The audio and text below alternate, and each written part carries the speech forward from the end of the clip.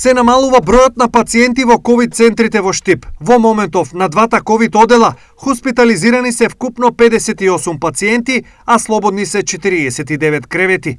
Во модуларната болница имаме хоспитализирани 26 пациенти, а на инфективното оделение 32.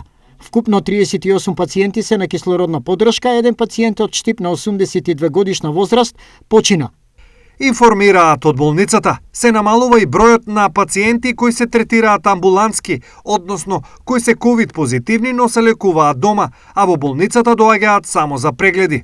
Во дел се намали бројката на на оние пациенти кои што доаѓаат во амбулантата за преглед, и ако имавме некаде над 150-160 прегледи, сега таа бројка се приближи до 100 или нешто под 100. За разлика од пред 2 недели, кога потрошувачката на кислород беше над 1 тон, сега на дневна основа се троши речиси половина помалку. Сега е намалено некаде околу 600-700 литри се троши, нели, после оној пик кој го имавме пред 10 дена кога одевме и над 1 тон, намалена е потрошувачката, меѓутоа ние мораме будно да ја следиме состојбата.